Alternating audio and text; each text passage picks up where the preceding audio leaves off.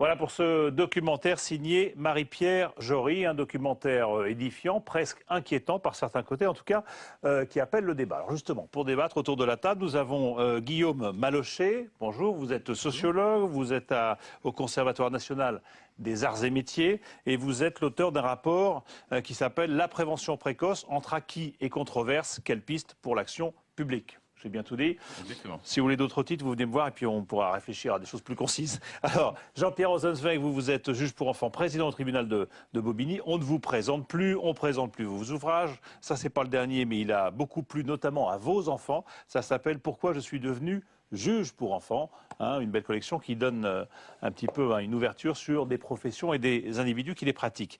Tim Grissom, vous êtes directeur d'un laboratoire de recherche à Maison-Blanche. Autrement dit, vous supervisez tout ce qui est psychiatrie intramuros à Paris, sur le versant ouest. Nord-ouest. Nord-ouest. Et vous avez collaboré, enfin coordonné un ouvrage collectif qui s'appelle « Santé mentale du jeune enfant, prévenir et intervenir ». C'est le résultat d'un colloque sur ce thème-là. Et puis, il y aura Patrick Huer, qui est un pédopsychiatre, qui est expert auprès de la Cour d'appel de Versailles, qui viendra nous rejoindre d'ici quelques instants autour de cette table. Mais d'abord, on va commencer avec vous, Marie-Pierre Jory, puisque c'est vous qui avez réalisé ce documentaire. On se demande un petit peu, quand on va sur ces sujets qui sont aussi sensibles, délicats, compliqués, complexes, etc., si on y va avec des a priori, et dans ce cas-là, quels étaient les vôtres? Est-ce que vous êtes dit, il faut partir en guerre contre le répressif, ou est-ce qu'au contraire, vous êtes dit, il faut trouver des solutions à une montée de la délinquance des mineurs? Je suis partie avec aucun a priori. En fait, je suis partie de cette idée de pouvoir voir les premiers signes de la délinquance de la petite enfance. C'était un bon début de film de science-fiction, et comme je suis réalisatrice de films, c'était des bonnes Parce que bases c'était dans le débat, parce qu'il y avait déjà eu... Oui, il y avait déjà eu, en fait, le point de départ, c'était la publication du rapport de l'INSERM sur le trouble des conduites chez les enfants et adolescents. En 2005. En 2005. Qui établit une relation oui. entre troubles de comportement des enfants et délinquance, éventuellement, en tout cas qui se pose la question. Oui. Et dans le rapport, très vite, cette corrélation est établie. Donc le point de départ était ce rapport. Après, il y a eu en France une polémique, puisque le rapport a été vite récupéré par les politiques de prévention. Jusqu'à Nicolas Sarkozy en 2007, voilà, comme ministre de l'Intérieur, qui dit qu'il faudrait peut-être faire un projet de loi là-dessus et dépister les enfants oui, voilà, avec des qui carnets de seraient comportement. potentiellement délinquants. C'est ça, oui. Bon, qu'est-ce que vous avez découvert alors? Parce qu'il est presque inquiétant votre sujet quand on le voit. Oui, non, mais alors... Qu'est-ce qui vous a surpris le plus? Ce qui m'a surpris, en fait, vraiment ce que j'ai trouvé, ça allait au-delà de mes espérances. Je suis partie en fait de ces recherches scientifiques qui étaient dans ce rapport. Il y a eu vraiment plusieurs recherches, un peu un état des lieux des recherches avec les nouvelles technologies concernant les neurosciences, la génétique, l'éthologie. Et ça faisait assez froid dans le dos de voir qu'il y avait vraiment une imbrication en fait du social et du médical. Donc je me suis aperçue beaucoup en Amérique du Nord que des laboratoires avec des moyens financiers assez importants recherchaient dans le cerveau. Vous avez découvert que ce qui était relativement tabou chez nous, ce dont on parle assez peu en fait, était complètement banalisé dans d'autres pays. Et étudié ailleurs. Oui. D'accord. Et ça vous a surpris. Étudié et financé. Enfin, oui. Enfin, oui. C'était assez surprenant, en fait. J'avais l'impression, en fait, de revenir au XIXe siècle avec les travaux de Cesare Lombroso qui disaient qu'on pouvait identifier un criminel avec la forme de son crâne ou de son visage. Et Lombroso est cité dans les premières pages quand même du rapport de 2005, donc c'est pas un hasard. Sauf que là, on utilise des technologies nouvelles comme la neuroscience. Alors on va chercher du côté du cerveau. Enfin moi, ça me paraissait complètement dingue d'essayer de voir un potentiel criminel derrière un comportement d'un enfant. Oui. Dans la petite enfance, ça veut dire à 3 ans. On est à la crèche ou oui, les premières sessions maternelles. Et puis on s'aperçoit aussi qu'il y a quand même des programmes aussi qui visent, notamment en Angleterre, dès la 16e semaine de conception. Ça vise à des enfants avec un potentiel criminel. Enfin, voilà. C'est même déjà Bon, on va parler de tout ça, on va rentrer dans le vif du sujet. Une petite réaction simplement, vous qui l'avez vu, vous qui êtes des professionnels de la profession, comme on dit, vous avez réagi comment ça? Vous n'avez pas appris grand-chose, j'imagine? Vous connaissiez tout ça? Oui, nous connaissons très bien ça. Tout l'enjeu, c'est de se trouver face à des parents qui arrivent avec des enfants en difficulté. Tout l'enjeu, c'est de dire qu'est-ce qu'on fait? Qu'est-ce qu'on fait? En revanche, le sentiment, le fort sentiment, le risque de tout ça, c'est de nier tout ce qui concerne l'étude des enfants. Donc, une réaction contre un scientisme, une accusation d'une médicalisation de scientisme.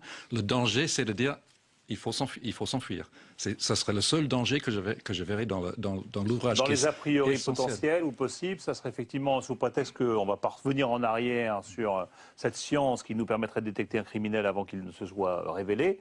Ferait qu'on n'irait pas voir quand même ce que la science peut nous apporter sur la connaissance des enfants. Eh bien, ce qui serait très important, ce sera de regarder quel est le système de contrôle social actuel dans lequel on vit. Quel est le système de contrôle social qui est généré par l'école actuelle, par exemple, ou par notre système social? Monsieur le Président. Il y a deux choses. Et la première question que vous posiez, c'est sur le film et l'intérêt du document. Il fait froid dans le dos dans les 20 premières minutes, puisque c'est l'exposé brut et dur de ce qui pour moi est un scientisme et non pas une science. En tout cas, il n'y a pas une vérité scientifique. Voilà ces images de courbes, par exemple. On y reviendra. On peut même aller plus loin. M. Bélicy ne va pas suffisamment loin. Le parcours déviant du jeune délinquant, c'est que beaucoup vont devenir des grands délinquants. Et ils vont même mourir. Vous savez, il y en a 500 000 qui meurent chaque année. Ça, c'est ce que j'appelle le scientisme. Bon. Donc vous dites froid dans le dos dans un premier temps. Mais c'est vrai qu'il est équilibré, puisqu'on laisse parler, entre guillemets, on laisse s'exprimer des gens qui contestent radicalement cette approche et qui argumentent. Bon. Donc c'est un très bon document pour amener à réfléchir. Non, ça ouvre à débat. C'est un document qui ouvre à débat. Alors maintenant, le débat sur le fond, effectivement, c'est qu'il y a des gosses en souffrance, que s'il y a un gène de la maladie délinquance, il faudrait nous l'identifier. On ne l'a pas encore identifié. Et ça voudrait dire qu'actuellement, la maladie est en train de se propager. Je ne suis pas sûr que la maladie délinquante est en train de se propager. Personne n'a dit qu'elle était contagieuse. Et qu'elle est peut-être contagieuse. Non, mais ça n'a pas été dit, ça, quand même. Donc, dans les théories, c'est ça. Oui, c'est ça. Puisqu'on établit des facteurs... Bien sûr. Oui, bien sûr, oui. Bien sûr, c'est le fond du débat. Et on pourrait la transmettre, cette maladie. Oui, c'est le fond du débat. Et certains qui ont vu leurs parents être envoyés au bagne pourraient être des délinquants aujourd'hui. Réaction ? Alors effectivement, le documentaire est très intéressant parce qu'il fait parler les gens des deux bords. Peut-être le souci qu'on peut y voir, c'est qu'il rentre dans le débat par un biais qui est celui dans lequel la France s'est engouffrée, d'assimiler la prévention précoce en direction de personnes, de familles, d'enfants vulnérables ou en potentialité de vulnérabilité. Il assimile ce débat à un débat sur la prévention de la délinquance. Mais il l'assimile parce que le débat français s'est construit comme ça. Mais ce que disait Tim, c'est peut-être... essayons de voir s'il n'y a pas moyen de promouvoir des actions de prévention précoce, d'accompagnement des personnes en grande difficulté, sans considération d'une délinquance potentielle complètement hasardeuse. C'est pour ça que je parlais d'a priori tout à l'heure. Vous pensez que nos a priori, en général, nous amèneraient à nier ou à caricaturer votre approche à vous? Enfin, c'est pas mon approche à moi, cette approche-là, on va dire. Oui, c'est... Je me permets une phrase dans l'actualité. On le voit dans l'actualité. Ce qui pollue le débat sur la politique de l'enfance et sur la prévention des difficultés que les enfants peuvent rencontrer, c'est qu'on veut mettre ce débat au service de la prévention de la délinquance. Ce sont deux sujets différents. Exactement. Et pour caricaturer, pour aller vite, on peut dire c'est un objectif en soi de venir en aide aux enfants qui sont en difficulté ou qui pourraient être en difficulté. Mieux ils sont dans leur peau, mieux on peut penser. De l'autre côté, il y a les mineurs délinquants. Voilà. Et pas que les mineurs délinquants, je vous fais observer que 18% seulement de la délinquance dans ce pays est le fait des mineurs. Il faudrait peut-être aussi avoir un programme pour les 82% qui sont des majeurs. Bon, d'accord ? Donc je dis simplement, il y a deux politiques qui devraient être affichées. Une politique de l'enfance et une politique de réponse à la délinquance. Ce sont deux politiques différentes. Or, on veut instrumentaliser l'une au service de l'autre, au risque, c'est ce que vous disiez, au risque de ne plus développer ce qui est valable pour l'une. On va rentrer dans le vif du sujet. Merci beaucoup d'être venu nous parler de votre documentaire. Dans le vif du sujet, en reprenant un extrait de votre documentaire, justement, sur une de ces expériences à laquelle on assiste, expérience menée par des scientifiques belges, je crois, sur des enfants, pour essayer de voir un petit peu à partir de quand un comportement serait jugé, effectivement, déviant ou... Oui, c'est pour ça que c'est pas uniquement en France. Enfin, C'est assez répandu. Et on Oui. regarde ça parce que c'est assez scotchant, si je puis dire. On regarde. 2, 1, c'est pas fini. Hein. Oh non, oui. Je l'ai fait ça. Ok, Jérémy, mais là c'est bien, tu te refais. Ok, on continue. 3, 2, 1. Ok, là les affects négatifs sont majeurs, avec oui, des manifestations de colère intenses. Donc là, je pense qu'on peut le grimper à 4.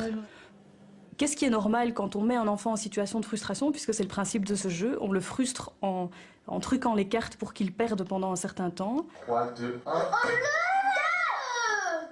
Oui, Jérémy. Il va arriver ici après moi, c'est tout. Ah, allez, hein, on continue. Hein. Pas encore fini. Hein. C'est bien. Hein. C'est pas juste. Jérémy, c'est pas mal, tu avances. Et ce qui nous intéresse, c'est est-ce qu'il adopte un comportement qui est particulier, qui est différent de celui des enfants de son âge. Et le cas de Fabio est très intéressant parce qu'on voit bien à l'écran qu'il est différent d'un enfant en contrôle. Il change de position sur sa chaise, voire même à un moment donné du tour de carte, il se lève et se rassied. Il rouspète, il râle, il dit que c'est pas juste, il n'est plus d'accord de jouer. Quand on lui dit allez on continue, il dit non. Et puis sur le plan non verbal, ça se manifeste parce qu'il tape du poing sur la table, qu'il soupire, qu'il met sa tête dans ses mains, qu'il se penche. C'est ce qui amène en fait à ce qu'on code 5. Donc sur notre échelle de 1 à 5, on va considérer qu'une agitation normale dans le groupe contrôle, c'est une agitation qui tourne autour d'une moyenne de 2,5. Mais un enfant clinique, quand il a de vrais troubles de comportement, en général, il se démarque des enfants contrôle parce que la moyenne que lui obtient dans cette même situation de frustration, elle est loin de la moyenne du groupe contrôle. Mais on peut dire ça que parce qu'on l'a comparé à des enfants du même âge et du même sexe, placés dans le même genre de situation, dans les mêmes conditions. Alors voilà pour cet extrait. Je peux vous dire qu'en plateau, ça s'agite en le regardant parce que tout le monde se dit mais c'est quoi cette histoire on fait tout pour le perturber, il s'énerve et où est le problème? Merci Patrice Suer de nous avoir rejoints. Quand vous voyez ça, vous voyez quoi? Un enfant qui a des troubles de conduite ou un enfant qui a l'air sympa mais qu'on embête dans son jeu? Qu'il y a des réactions qui me paraissent tout à fait normales. C'est-à-dire que quand on propose une situation perverse, c'est pas étonnant d'être mal à l'aise et puis ensuite d'y réagir. C'est l'inverse qui m'aurait soucié. Et le côté péremptoire de l'analyse psychologique est assez sidérant. C'est-à-dire qu'on a d'un côté la science qui sait et de l'autre côté ce malheureux enfant objet d'expériences perverses, on peut le dire, parce que les règles du jeu sont faussées. Donc je trouve que ce garçon me paraît très sympathique et plutôt en bonne santé. C'est la même chose, j'imagine? Je pense qu'il aurait renversé la table en disant qu'on se foutait de sa gueule. Il n'aurait pas eu tort, hein, parce qu'on le fait venir là pour un test, on le roule dans la farine, et il réagit, il lève la main. Il ne peut pas faire de grands discours, mais il dit c'est pas juste votre truc. Moi, je mettrais 0 en termes d'agitation. Il est bien, ce gosse. Il est bien. C'est la psychologue qui me paraît, à mon avis, en très mauvais état. Je serais curieux de savoir ce qui se passerait si au restaurant, 3 fois de suite, on lui servait un mauvais plat alors qu'elle le renvoie en cuisine, quoi. Elle envoyerait tout balader, elle partirait sans payer. Et là, on lui mettrait une mauvaise note. Voilà. Moi, je la psychiatriserais immédiatement. Alors, il faut mettre un 0 de conduite à cette psychologue, c'est sûr. Mais... vous condamnez tous la psychologue? Non, c'était un petit jeu avec le pas de 0 de conduite. C'est peut-être parfois les expérimentateurs qui devraient avoir un petit 0. Mais qu'on puisse faire ça quand même, c'est assez surprenant. C'est-à-dire qu'on fait cette expérience comme ça, très scientifique. Mais parce que le problème, c'est qu'on essaie de repérer des enfants dont on ne sait pas trop que faire, dont on ne sait pas trop ce qu'ils ont, et on essaie de mettre un terme sur leur conduite. C'est ce que montre bien le documentaire. Là, il y a une classification. Il est supposé avoir des troubles de conduite. Oui. Moi, j'ai des enfants aussi, je le vois, je dis, c'est un enfant, quoi. Oui, mais qu'est-ce qui a changé? C'est le niveau de tolérance. C'est le niveau de tolérance et d'acceptation d'enfants un peu remuants, d'enfants un peu agités. L'école buissonnière d'autrefois laissait la place maintenant à l'absentéisme scolaire qui doit être taxé. On voit bien que le niveau de tolérance a complètement changé. Et que l'angoisse vis-à-vis de l'enfant, des adultes en général, vis-à-vis des enfants, ils ne tolèrent plus ce qui un enfant agité, un enfant qui s'exprime, un enfant qui s'agite. Violence, il y a vie dedans, c'est-à-dire ces pulsions de vie. Le problème, c'est qu'en fait l'enfant, comment peut-on l'aider à les transformer? Mais c'est normal que ça existe. On voudrait du soft partout. Un trouble de la conduite, c'est quoi? Est-ce que ça peut se définir? Est-ce qu'on sait un petit peu à quoi ça correspond, un trouble de la conduite? Qui est-ce qui se jette à l'eau là? Ce que j'ai retenu, parce que je ne suis pas compétent, ce que j'ai retenu, c'est quelque chose qui est anormal. Parce que très vite, ils finissent par le mot anormal. Donc la question, c'est quoi la norme? Qu'est-ce qui est normal et qu'est-ce qui est anormal? Alors le juge a une conception de la normalité. Ce qui franchit la ligne jaune de la loi, c'est anormal. Mais il y a d'autres manières de fixer la normalité.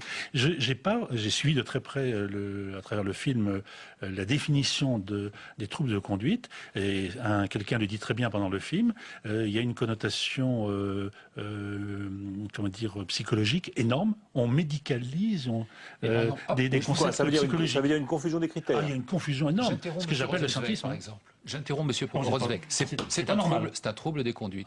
Par rapport au code en usage sur un plateau où normalement on attend son tour, je l'ai interrompu, là par exemple, c'est un trouble des conduites. Donc c'est par rapport à des normes. Et ces normes, elles ont évolué considérablement dans le sens d'un rétrécissement. Mais qu'est-ce qui fait, parce qu'en même temps vous êtes psychiatre, par exemple. Qu'est-ce qui fait que vous allez dire cet enfant présente des troubles de conduite? Il y a bien des critères quand même. Moi, ce qui m'intéresse derrière les comportements d'un enfant et d'un adolescent, c'est par quoi sont-ils animés, quelles souffrances génèrent éventuellement ces troubles des conduites, plus que la description uniquement en surface de ce qui émerge. Qu'est-ce qui est derrière? Et on va s'attacher aujourd'hui de plus en plus aux apparences, aux comportements visibles, en méconnaissant ce qui génère ces comportements. Et là, on fait fausse route parce qu'on va mettre en application des techniques qui ne tiennent pas compte de la cause. Je reprends l'exemple du trouble des conduites que peut représenter l'absentéisme scolaire, par exemple. On va dire il faut sanctionner les parents. Mais quand l'enfant est racketté, qu'il a peur d'aller au collège, on se trompe de cause et on ne va pas donner la bonne réponse. Et vous le savez bien, ce sont quelquefois les parents eux-mêmes qui viennent voir en disant « je ne sais plus quoi faire, il est intenable, il n'est pas possible, on parle des enfants hyper agités, etc. » C'est quoi un enfant qui a des troubles comme ça? Je vais vous donner un autre exemple, alors qui va peut-être faire sourire, j'espère. Une petite fille de 4 ans, moyenne section de maternelle, amenée par sa mère paniquée parce que l'institutrice lui a dit « votre petite fille ne pense qu'à jouer, allez vite consulter un pédopsychiatre ». Ça, on n'aurait pas vu ça autrefois tout de même. Vous voyez, ne pense qu'à jouer, c'est grave, il faut qu'elle travaille. La maîtresse qui trouvait que elle n'était pas assez appliquée. Pas assez sérieuse. Moi, j'ai félicité cette petite fille qui développe ses capacités de jeu qui vont lui être très précieuses par la suite. Vous voyez, donc on a là quelque chose d'un ajustement qui ne se fait plus entre l'enfant tel qu'il grandit, tel qu'il se construit, y compris par des troubles apparents du comportement. En crèche, il y a une sauvagerie. Il existe quand même quelquefois des enfants qui sont particulièrement turbulents. Ça existe, ça. Bien sûr, des enfants. Et en général, c'est généré par de l'angoisse, par une angoisse qui ne tient pas seulement compte d'éléments génétiques ou physiologiques, mais aussi environnementaux, des contextes familiaux problématiques et troublés, des contextes difficiles qui vont générer de l'angoisse chez un enfant. Vous êtes d'accord avec tout ça?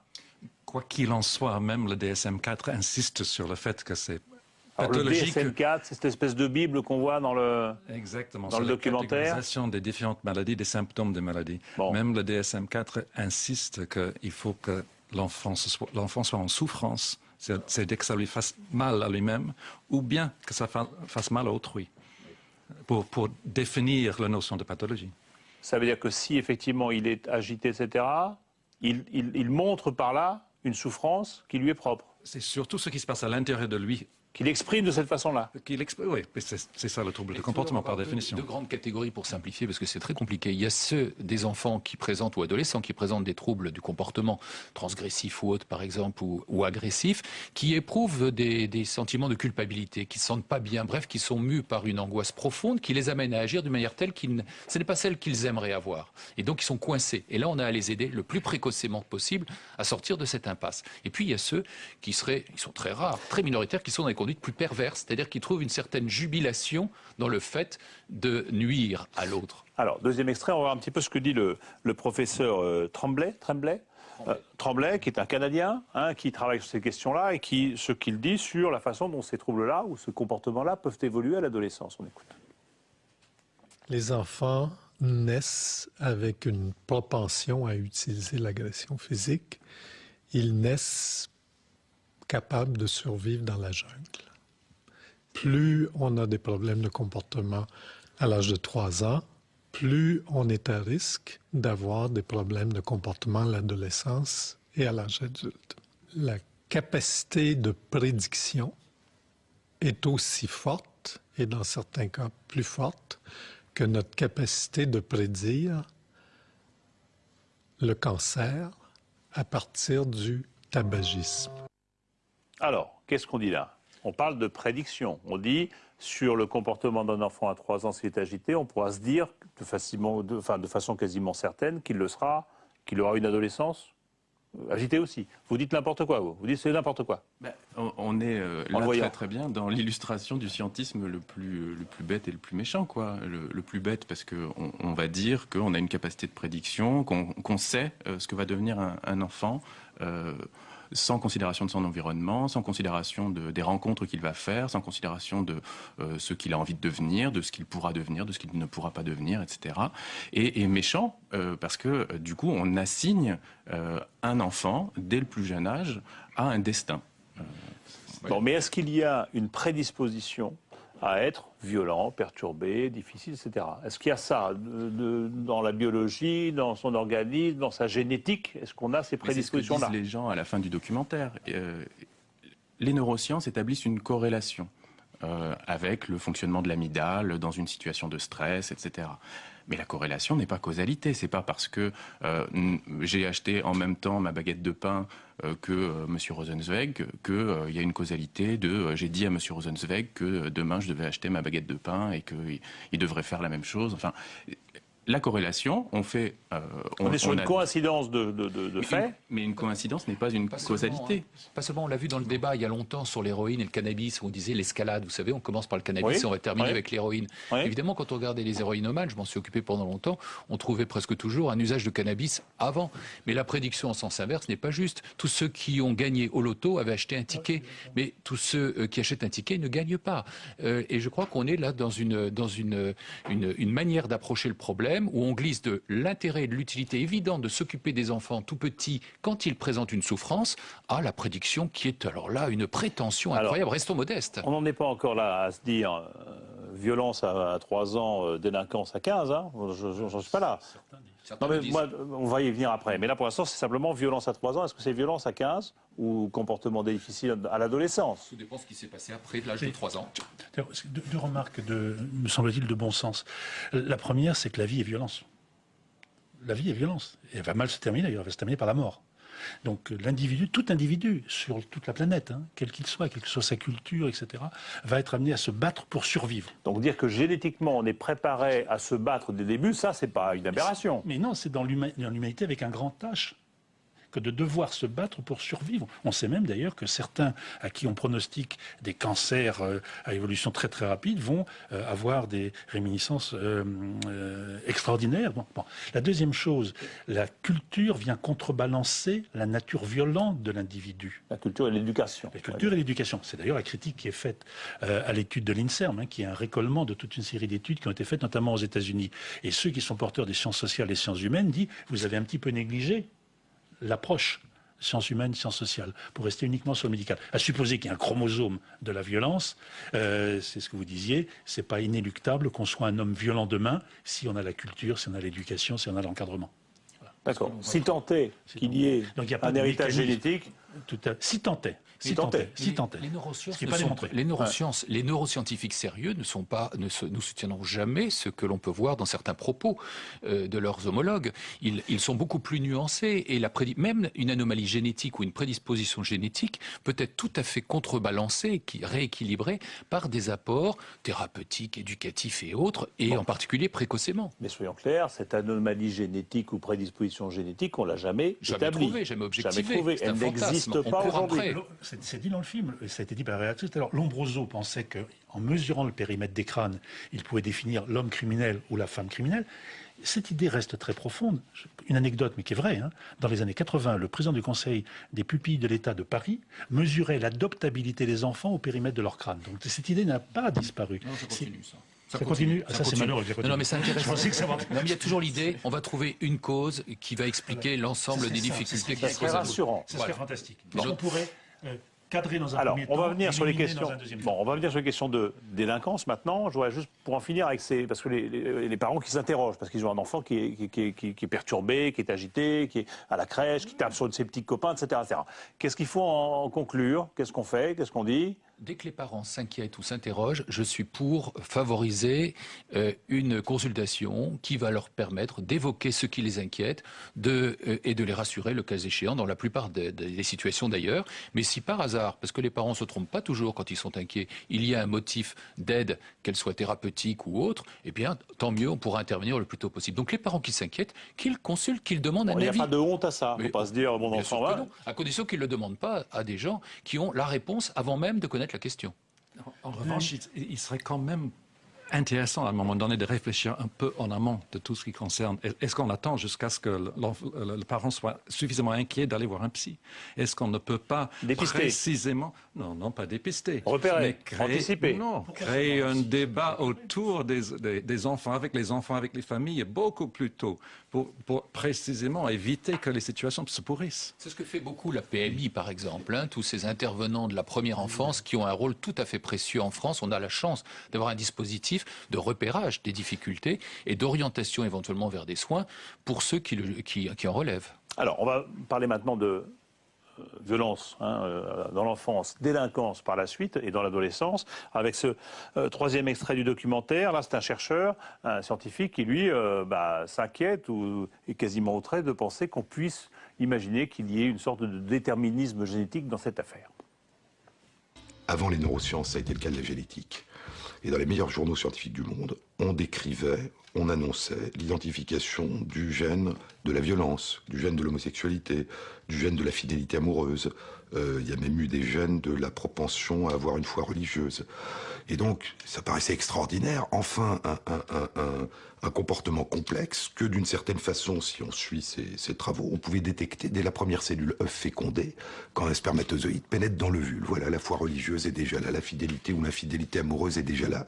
Et il y a quelque chose qui vraiment interroge à ce stade la question de savoir comment une société ou un segment de société qui croit ça voit l'être humain. C'est-à-dire qu'indépendamment de la question de la validité scientifique, c'est est-ce que vraiment je pense que l'avenir de la personne, son identité, dans ce qu'il y a de plus humain, de plus mouvant, de plus lié à la culture, de plus lié à l'époque, de plus lié à l'invention d'un monde, est déjà là écrit dans la première cellule fécondée de l'embryon. Bon, voilà, donc ça c'est bien dit, ça redit ce qu'on a dit tout à l'heure, mais il dit parfaitement effectivement... Calmons-nous sur le déterminisme génétique. Mais quand même, l'INSERM, dans son rapport de 2005, dit que fait un lien entre troubles du comportement et puis délinquance plus tard. Ça serait un facteur de risque. Est-ce que là-dessus, on a des éléments? Est-ce que l'enfant, et dans quelle proportion, l'enfant qui s'est montré effectivement violent à 3 ans, 4 ans, 5 ans, risque davantage qu'un autre qu'être un... Si on a déjà l'enfant à 3 ans dans une situation d'exclusion sociale, dans la classe, dans la société, dans le quartier, justement parce qu'il est jugé par les autres, catégorisé par les autres, ça, c'est clair que c'est un chemin vers une certaine exclusion sociale. C'est un chemin vers un enfant qui n'arrive pas à s'insérer. Autrement dit, ce qui se passe à 3 ans, ça peut déjà être le révélateur de ce qu'il est en marche, en phase d'exclusion sociale. Si notre système de social, et monsieur le juge de 93, c'est la personne parfaite pour parler de ça, si notre système social ne donne pas des opportunités à un enfant de grandir, s'il n'y a pas un accompagnement de cet enfant, un accompagnement de la situation sociale, du quartier en question, on est mal barré. Donc dire qu'il y a un rapport, c'est pas faux. Si on ne fait rien, effectivement, cet enfant a les risques... La question, c'est est-ce que c'est à cause de son cerveau ou est-ce que c'est à cause de son quartier? Ou est-ce que c'est à cause de la difficulté dans laquelle il se trouve? Et vous dites c'est son quartier, sa famille, etc. Si on met un enfant à l'enfer... C'est difficile d'en sortir. Vous posiez bien le problème. Est-ce qu'il y a un risque? Oui, il y a un risque, objectivement. Oui. Quelqu'un qui est en situation d'exclusion à 3 ans, qui est plus qualifié d'anormal, pour reprendre ce qu'on disait au début de l'émission, eh bien, il va évoluer par tous les lieux qu'il va fréquenter, l'école maternelle, l'école primaire, le collège, il va toujours être dans cette situation d'être différent des autres. Puis à un moment donné, il va avoir le comportement de celui qui colle à l'étiquette qu'on lui a donnée, puisqu'on dit que je suis anormal. Eh ben, je vais me comporter de manière anormale. Je vais me mettre au fond de la classe et je vais déconner. Puisqu'on dit que je suis un petit voyou, je vais devenir un petit voyou. Ça devient une identité. Ça devient une identité. Parfaitement. Alors, donc c'est la société qui fait de l'enfant un voyou. Oui, c'est ce qu'il vous a expliqué. Si aucune intervention n'a été faite autrement, parce qu'à 3 ans, on prend l'âge clé, à 3 ans, l'enfant, par exemple, qui a déjà une réputation de bagarreur, de violent, etc., si rien n'est fait pour lui, effectivement, il va se situer dans ce schéma-là. Par contre, s'il y a des interventions intervention à son niveau à lui, au niveau de sa famille, au niveau de son entourage de vie, etc., il peut tout à fait, bien évidemment, se récupérer. Alors, celui qui va devenir délinquant, quand il est délinquant, on va retrouver à 3 ans, effectivement, souvent des troubles comme cela. Mais combien d'autres qui étaient violents ou agressifs à 3 ans ne le sont pas restés? Ça, on le sait pas bien. Le raisonnement toujours imparable du loto qu'on cite, ou celui du député, la UMP, Jean-Alain Bénisti, qui a initié des propositions de loi sur ce thème-là en 2005, puis en 2011, etc., où lui propose le dépistage et où dit, les études montrent que chaque fois que un enfant, rien ne dit qu'un enfant qui présente des troubles de conduite deviendra délinquant, mais tous les enfants qui sont délinquants ont eu des troubles de conduite. Bon, ça c'est vrai. Ah ça il a raison dans ce sens-là. Oui, oui. Mais regardez, c'est quand même très étonnant. Dans ce sens-là, oui, mais dans l'autre sens, non. C'est étonnant notre société qui s'inquiète tant de l'avenir délinquant d'enfants agressifs et qui est en train de diminuer, par exemple, les moyens mis à disposition des crèches et la qualification de ceux qui vont intervenir dans les premiers temps de la vie. On est dans un paradoxe extraordinaire. On devrait mettre le paquet sur tous ceux qui vont intervenir auprès d'enfants très jeunes, si on a l'idée que ça peut éviter des dégâts. Vous dites qu'il faut repérer, il faut aider, il faut assister. Nous, en tant que chercheurs, on va dans les écoles maternelles en Île-de-France. On se met au fond de la classe et on regarde un système de ce que je ne peux que voir, un système de contrôle social. On met un adulte face à 28 à 30 petits-enfants de 3 à 5 ans, avec des enfants en train de courir dans tous les sens, avec diverses personnalités. Qu'est-ce que cet enseignant peut faire raisonnablement? Qu'est-ce que cet enseignant peut faire raisonnablement? Contrôler la classe. Et 85% des actions de beaucoup des enseignants se réduisent à garder l'autorité. Et on est dans un système aussi qui donne, c'est l'école française aussi, qui donne des notes de conduite. Mais vous allez plus loin, vous dites donc il vaudrait mieux repérer les enfants potentiellement en difficulté, leur famille aussi, leur mère éventuellement, et mettre en place des structures et des aides. C'est ça que vous dites? C'est surtout de leur donner un coup de main. C'est surtout de leur donner un coup de main. C'est surtout d'être là et d'avoir les moyens pour intervenir à l'école, dans la famille. Lorsque nous invitons les familles à réfléchir avec l'école sur qu'est-ce qu'on peut faire pour la santé mentale des enfants à notre école, les familles, ils viennent, ils remplissent l'école. Est-ce que ça ne veut pas dire ce que vous dites?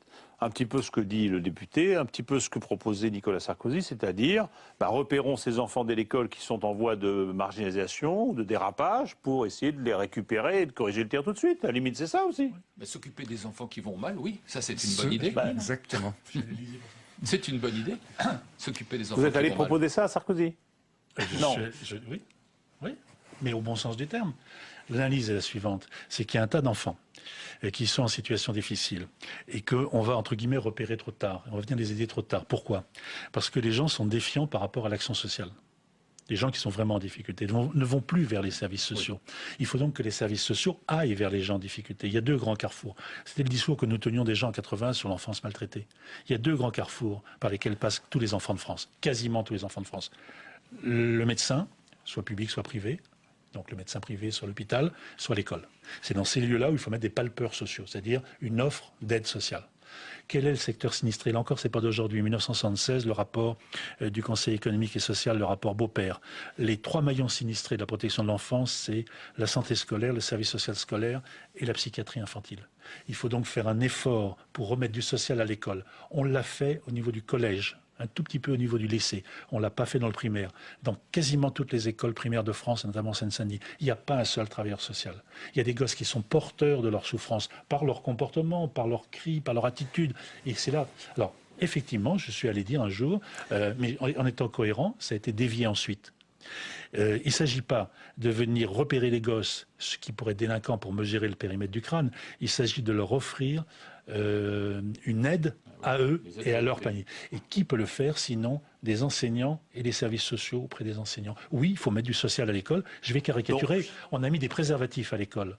On a mis des distributeurs de ceci et cela, il faut y mettre de l'action sociale. Mais ça veut dire, ça, si bien compris, qu'au-delà du dogme, au-delà des présupposés, au-delà de l'idéologie, vous dites un peu la même chose, tout. C'est-à-dire qu'il faut aller repérer l'enfant en difficulté. Mais pas pour l'instrumentaliser au service d'une pseudo-prévention de la délinquance. Ça sera un bénéfice second. Si les gosses se portent mieux, ils ne seront peut-être pas délinquants. C'est un bénéfice second. Oui, mais ça ne peut pas être un bénéfice premier. Vous êtes bien à dire que l'enfant en difficulté dès la petite enfance, il y a aussi quand même des risques ou des chances qui arrivent vers la délinquance. Quand vous n'êtes pas bien le matin, vous faites une mauvaise émission de télévision. C'est qu'on est bien dans sa peau. Faut voir, faut discuter de ça. Ce que je veux dire par là, c'est qu'on est bien dans sa peau, on travaille bien. Quand on est mal dans sa peau, on le trahit dans tout. Les gamins sont en difficulté. Comment voulez-vous qu'ils absorbent, j'allais dire, la culture, l'éducation qu'on leur donne s'ils ont leur problème? Prenez un exemple très simple. Donc il n'y a pas de tabou à se pencher vraiment sur l'état de santé d'un enfant à 3 ans pour voir comment il évolue. Au contraire. Mais pas seulement ceux qui s'agitent, parce qu'on craindrait qu'ils deviennent délinquants. L'enfant qui s'isole, qui est inhibé, qui est seul dans son coin, qui est triste, qui est malheureux, pourquoi on s'en occuperait pas aussi? Celui qui surinvestit dans l'école, il est aussi en difficulté. Bon, donc ça serait quoi? La formulation qui serait malheureuse de dire on va aller dépister du futur délinquant, ça c'est malheureux. Mais dire qu'on va aller dépister d'éventuels dérapages dus à la souffrance, ça c'est possible. Pour rejoindre ce que tu disais, alors prenez un contre-exemple. Regardez, j'écoutais ces jours-ci Guy Bedos en train de raconter son enfance. Il avait tous les symptômes pour être délinquant. Entre une mère qui était plutôt fascisante, si j'ai bien compris, un père ou un beau-père qui maltraitait sa mère et lui-même. Il avait tous les symptômes pour être déviant. Est-ce qu'il est déviant? Il est critique, mais il n'est pas déviant. Voilà. Rien n'est mécanique. Mais la prévention précoce, elle préserve de tout, y compris de la délinquance. La délinquance, ce sera le bénéfice second. Mais un des bénéfices seconds, et si on s'intéresse à ce bénéfice-là, parce qu'on n'est pas obligé non plus de lutter à tout crin contre la délinquance juvénile. Alors, un mot sur par ailleurs, juste sur les interventions précoces, elles existent déjà, il faut simplement leur donner des moyens. En Seine-Saint-Denis, il y a des réseaux locaux de périnatalité qui font un travail formidable pour essayer de voir quelles sont les femmes qui, dès les premiers moments de la grossesse, sont en situation d'isolement et mériteraient... qu'on va cibler la femme seule, dans un milieu social difficile, qui est éventuellement au chômage, etc. C'est ça? On va essayer de l'identifier. Est-ce que vous avez besoin d'un coup de main, madame? Vous êtes dans la maternité, vous avez un enfant, vous avez 17 ans. Est-ce que vous avez besoin de coup de main? Est-ce qu'on peut vous aider? Est-ce qu'on peut vous aider? On vous propose ça. Donc une approche positive et assez simple en fait. Assez bienveillante. Tout bête. Et notre PMI se trouve dans la situation où elle n'a les moyens que de répondre aux situations d'urgence lorsque c'est quasiment trop tard. Bon, mais et c'est l'ASE. C'est pas pour vous provoquer, mais jusqu'où ça peut aller cette approche bienveillante? Est-ce qu'on peut aussi prendre des mesures coercitives à l'égard d'enfants qui un peu plus tard seraient en difficulté, ou pour les extraire d'un milieu social qui serait défavorisant, pour les extraire de leur cité, etc. Entendu aussi, c'est-à-dire qu'on pense que ce serait soit la réponse qui serait éducative et répressive d'un côté, soit les soins. Un être humain a besoin en même temps d'un contenant, de quelque chose qui le limite, qui l'empêche de se faire du mal ou de faire du mal aux autres, par respect pour lui d'ailleurs, et en même temps d'être pris en compte comme sujet singulier avec une histoire singulière. Si on ne tient pas les deux fils en même temps, ça ne va pas. Donc il faut en même temps du travail éducatif et social, en même temps parfois du travail Vous les voyez, vous passer quand même, parce que vous les expertisez au tribunal, à la cour d'appel de Versailles. Vous les expertisez, ces enfants adolescents délinquants. Oui, délinquants criminels. Il y a un schéma type? Non. Sauf que la rareté des troubles psychiatriques.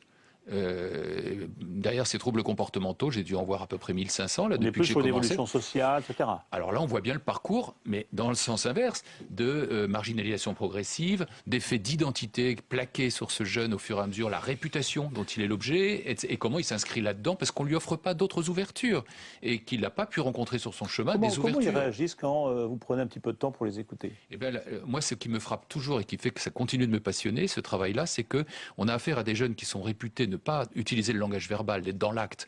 Et quand je les écoute pendant 1h30 à peu près, ce que dure l'expertise, ils se surprennent eux-mêmes à évoquer quantité d'éléments en vrac de leur histoire, comme des pièces d'un puzzle qui ont été complètement dissociées. Et tout à coup, ils se saisissent d'eux-mêmes, de leur histoire, et ils sont sidérés de s'apercevoir qu'ils sont les sujets d'une histoire familiale, personnelle. Évidemment, il faudrait qu'il y ait des relais après. Et là, on voit bien la misère aussi des services qui devraient accompagner et qui n'ont pas les moyens qu'il faut. Vous livrez le puzzle en vrac, et puis il y aura peut-être besoin de commencer à... Il commence à s'apercevoir qu'il y a des liens. Remettre de l'ordre dans tout ça. Et à ce moment-là, il y a de l'humanité qui revient, et c'est pas seulement le sujet transgressif, même si celui-là mérite aussi d'être condamné. Je vais répondre à une question que vous posiez préalablement. L'autre jour? Non, tout à l'heure. Si on fait une offre de service, et si les gens les refusent? Si les parents refusent, qu'est-ce qui se passe? Est-ce qu'il y a des moyens coercitifs? Ça existe, bien sûr. Notre loi a tout prévu, notre droit a tout prévu. Si les parents mettent en œuvre les préconisations qui leur sont avancées par les uns et par les autres, il y a une situation de danger, ils y répondent. Il n'y a pas besoin d'intervention autre.